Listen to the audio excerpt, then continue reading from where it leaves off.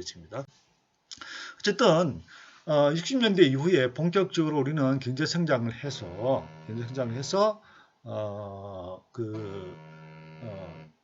2019년에는 세계 12위 경제 규모로 보는 세계 12위의 국가가 되었습니다.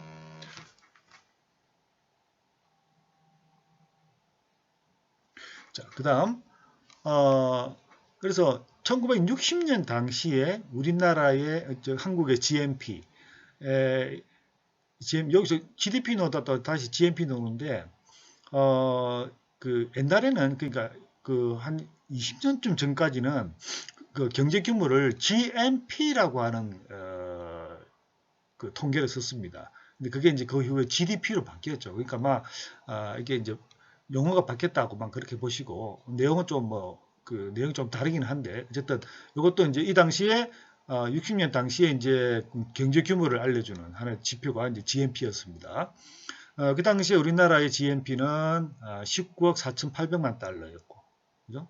1인당으로 나누면 80달러였어요. 1인당 소득이 80달러였어요. 그러니까 지금은 33,000달러인데 60년에는 1인당 GNP는 80달러였으니까 그죠? 굉장히 적죠. 그러니까 이때는 세계 최빈국 중에 하나였습니다. 우리나라가 세계에서도 아주 못 사는 나라 중에 그런 하나의 나라죠. 그러니까 불과 한 5, 60년 만에 세계에서 유수의 경제 규모를 자랑하는 나라로 아주 급속히 성장했다. 그런 걸 이제라고 볼 수 있죠. 그래서 우리나라의 경제 성장 과정을 보면 굉장히 빠르기도 하거니와 굉장히 파워풀했다. 이제 그렇게 볼 수가 있겠습니다. 자, 이러한 60년 이후에 그 경제 성장을 해왔는 이 성장 과정에서 아주 중요한 어떤 현상을 보면 제조업이 크게 성장을 하고 농림, 그다음 임업, 업, 이런 농림업의 몰락이 주목할 만한 현상이었다. 그래서 60년대 초반 전체 산업 생산 대비해서 농림업, 그죠? 그러니까 이거 우리가 흔히 1차 산업이라 그러죠. 그죠? 1차 산업. 농림업의 비중은 전체의 40%였습니다. 근데 이 60년 이후의 경제 성장, 그 산업화 과정을 거치면서 1970년대 중반이 되니까 광공업이 농림업을 앞지기 시작합니다. 그죠? 광공업이. 그래서 그러다가 80년대 되니까 여러분 이제 흔히 이제 우리가 제조업들이 이제 생겨나기 시작하죠. 생겨나고 그 다음에 성장하기 시작하죠. 그래서 농림업과 제조업의 비중이 1대3이 됩니다. 그죠? 네. 그러니까 제조업이 더 이제 많아지게 되는 거죠. 네, 그 다음에 90년대 중반이 되다 보니까 농림업은 6.3%에 불과하고 광공업이 26%, 제조업 및 서비스가 67%, 약 70% 정도가 제조업과 서비스 산업이다. 나머지가 이런 산업, 농업과 광공업 산업이었다는 얘기죠. 그래서 공업화와 산업화의 결과 우리나라의 주요 생산 품목도 크게 변해. 즉, 농수산물이 주요 생산 품목에서 이제 우리가 제조업, 그죠? 공산품이 이제 주요 생산 품목으로 이제 변하게 됩니다. 자, 그 다음에 이제 1950년대에는 이제 우리나라의 산업은 이른바 300산업이다. 300, 세 가지의 흰색 산업이다. 뭐냐면 원면, 원당, 소맥. 원면은 이제 먹는 면이 아니고요. 여러분 입는 옷 있죠, 그죠? 면 방직, 그죠? 면 방직 산업이다. 원당은 이제 설탕, 그죠? 제당 산업. 그다음 소맥, 밀가루, 그죠? 그래서 이제 국민들의 기본적인 생활에 필요한 그죠? 입는 거, 그죠? 그다음에 먹는 거, 그죠? 이러한 산업들이 이제 그리고 면이라든지 그다음에 설탕이라든가 그다음에 밀 이런 것들이 우리나라에서 많이 생산 안 되다 보니까 주로 어디서 이제 그렇다고 외국에서 수입이 올라가니까 우리가 돈이 없어가지고 수입도 제대로 못하고 그래서 주로 이제 미국 등의 이제 원조 물자, 미국에서 이제 면이나 설탕이나 밀가루 등등의 이제 원조 물자를 해준 거죠, 우리나라에. 이거 이제 그 원조 물자 받아와서 그거를 이제 가공하는 겁니다. 이 그 면을 옷으로 만든다거나 혹은 설탕 그 재료를 갖다가 이제 그 우리가 흔히 먹을 수 있는 설탕으로 만든다거나 혹은 뭐 밀가루를 빻아가지고 이제 분유라든가 뭐 밀을 빻아서 이제 분유나 밀가루로 만드는 이런 제분 산업들이 이제 주요 이제 제조업이었습니다. 그러다가 1960년대 들어가면 이제 경제 성장 본격적으로 한다 그랬죠. 하다 보니까 이제 우리나라에서도 이제 그 산업의 구조의 변화가 생깁니다. 그래서 섬유 산업, 그다음에 합판 산업, 신발 산업 등과 같은 이제 가공 산업이 이제 성장하기 시작하고, 그다음에 부분적으로 이제 화학 비료 산업, 정유 시멘트 산업 등등이 이제 등장하게 됩니다. 그래서 이제 경제 성장 과정에서 건설 경기도, 건설에 대한 수요도 늘어나고 그러다 보니까 이제 이런 산업들이 이제 성장하기 시작하고요. 그 다음에 이제 70년대 들어오게 되면 이런 이런 산업에서 또 이제 또 하나 또 고도화돼 가지고 이제 중화공업화를 추진하게 됩니다. 그래서 뭐 철강이라든가 비철금속이라든가 정유사 같은 석유화학, 그죠? 그 다음에 이제 조선, 전자, 자동차, 기계산업. 지금 현재 우리와 아주 익숙한 우리나라 제조업에서 이제 대표적인 제조업이라고 불리는 이러한 어떤 산업들이 70년대에 이제 그 발전되고 추진이 되기 시작을 합니다. 그 다음에 이제 1980년대 들어오게 되면 이 산업이 자본 집약적이고 기술 집약적인 산업으로 이제 변하게 됩니다. 그래서 그 전까지만 하더라도 이런 산업들은 거의 다 뭡니까? 노동 집약적인 산업이죠. 기술보다는 노동을, 즉 값싼 노동을 사용해서 값싸게 어떤 저렴하게 생산품을 만들어내는 그런 산업들이었죠. 근데 이제 80년대 들어와서는 자본 집약적이고 기술 집약적인 이런 산업들이 바로 중화공업이라고 볼 수 있겠죠. 그래서 이제 과거에 이제 60년대, 70년대를 이끌어왔던 우리나라 경제를 이끌어왔던 신발 섬유 산업이 사양화되고 그 대신에 그 자리를 메꾼 것이 전자, 기계 장비, 그다음에 자동차 산업 이런 것들이 이제 90년대 들어서는 이제 반도체 산업까지도 이제 들어오게 되죠. 그래서 지금 현재 우리나라 경제를 이끌고 있는 자동차, IT 산업, 석유화학, 반도체 이런 것들이 이제 요 시기에 다 형태가 갖춰졌다. 고 이제 그렇게 볼 수가 있겠습니다. 자, 이런 우리나라 산업화, 공업화의 특징을 보면 크게 네 가지로 이렇게 분류해서 볼 수가 있겠습니다. 첫째, 노동 집약적인 조립 가공형 산업, 그러니까 섬유라든가 신발이라든가 그죠? 이런 어떤 산업을 중심으로 해서 우리는 값싼 임금을 이용해서 그죠? 다른 나라보다 저렴하게 만들어서 그걸 다른 나라에 수출해서 그 다음에 달러를 벌어들여서 경제 성장을 갖다가 추진했던 그런 형태였다.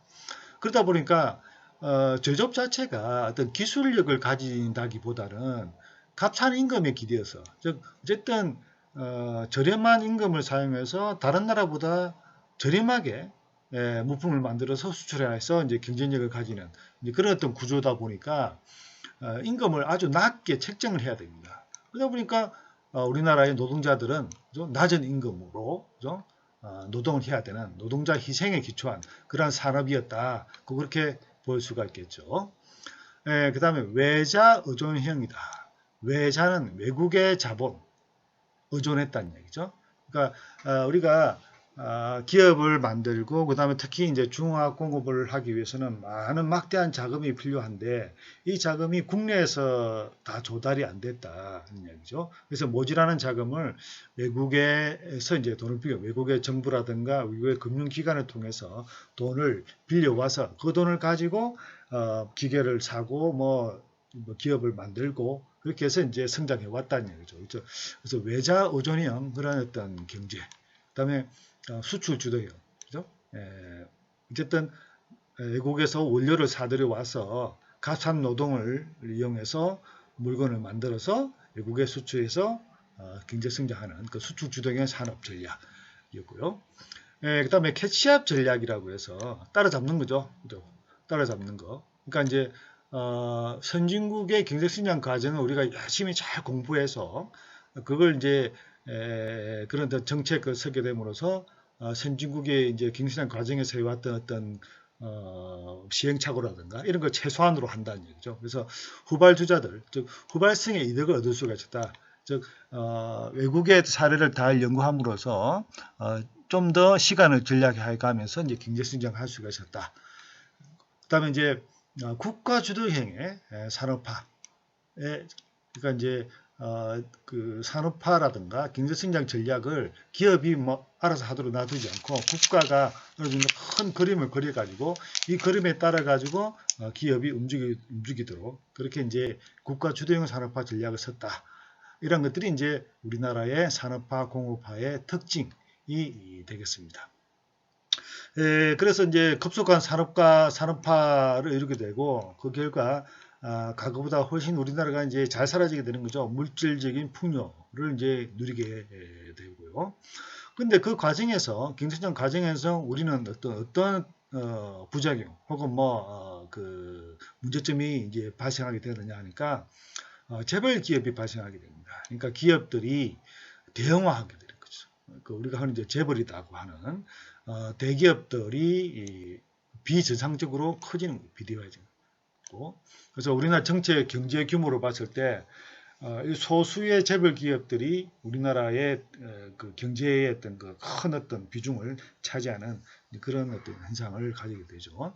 그다음에 전근대적인 국가규, 그러니까 60년대, 70년대 혹은 80년대는 뭐 독재 정권이었기 때문에 이런 그 독재적인 그런 어떤 비민주적인 그런 어떤 그 분위기 혹은 비민주적인 어떤 그 국가적인 그 규에 의해서 뭐 진행이 되었다 하는 거고, 그다음에 관치금융, 관치는 뭐냐, 관이 다스리는 금융이다는 이야기죠. 그러니까 경제 성장을 위해서는 기업이 자금이 필요하는 거죠.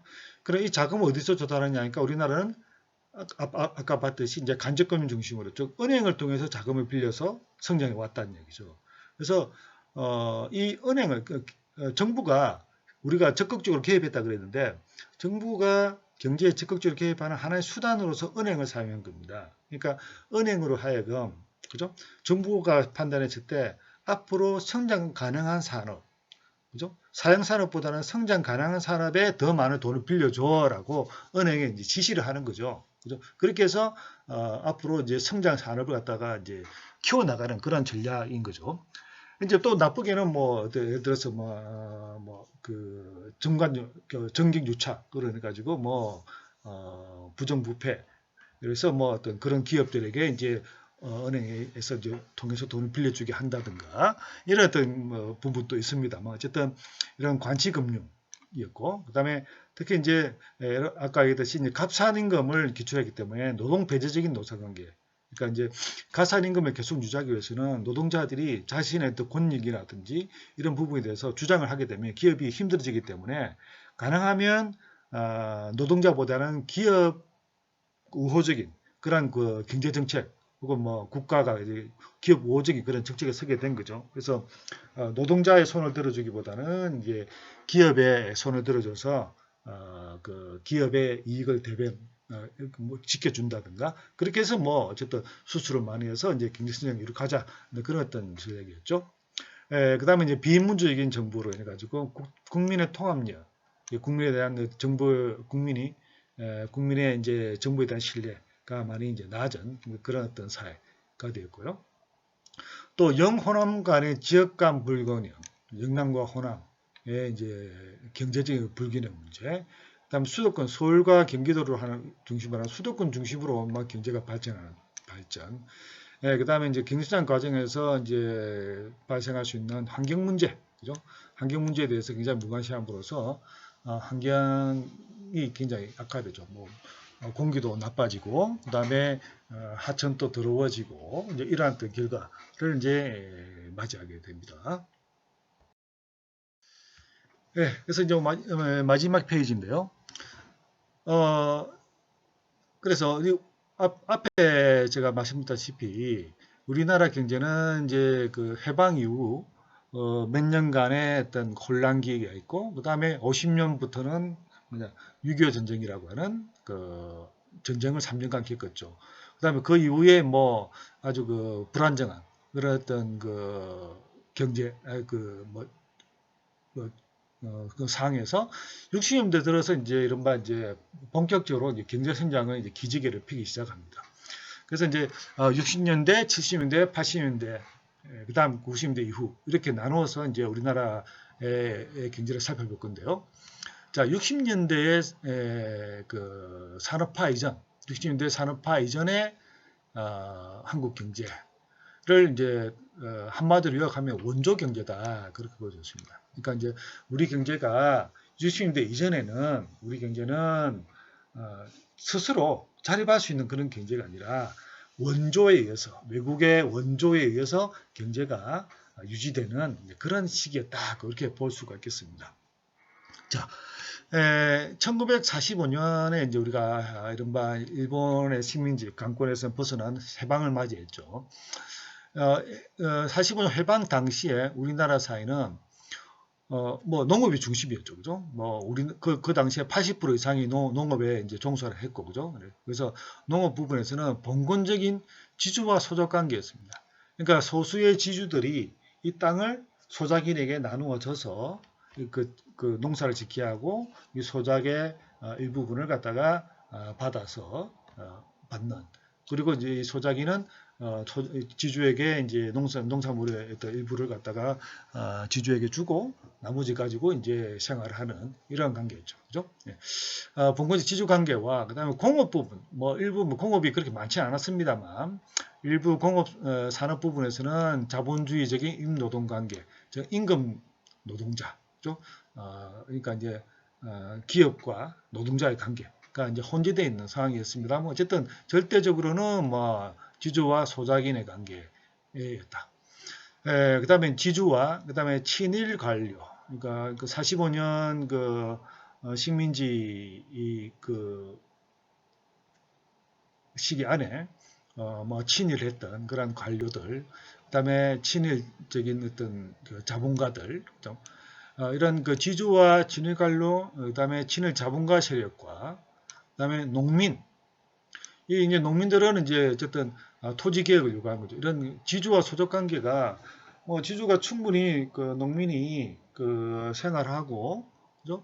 어느 정도 조금 먹을 수 있는 정도로 이제 그 이 소작의 결과물을 가져갈 수 있는 것이 아니라 많은 부분을 가져가서 그냥 뭐 겨우 입에 풀칠할 정도만 이제 준 거죠. 그러니까 이제 농민들은 아주 어렵게 생활했던 것이고, 그래서 해방이 되고 그러다 보니까 이제 농민들이 이제 토지 개혁을 요구하게 된 거예요. 그러니까 이제 일부 이제 그 지주가 갖고 있는 땅을 갖다가 이제 매입한다거나 혹은 그 소작을 하고 있던 그 땅을 갖다가 무상으로 이제 받는다든가 이제 이러한 어떤 것을 요구하게 되죠. 그 다음에 노동자와 그 다음에 일부 민족주의 세력이 갈등하던 그런 상태였습니다. 그러니까 이제 45년 해방 이후에 1950년에 이제 그 한국 전쟁, 즉 6.25 전쟁 요 사이, 이거 5년 요 사이는 이런 그 국민들 간에, 그죠?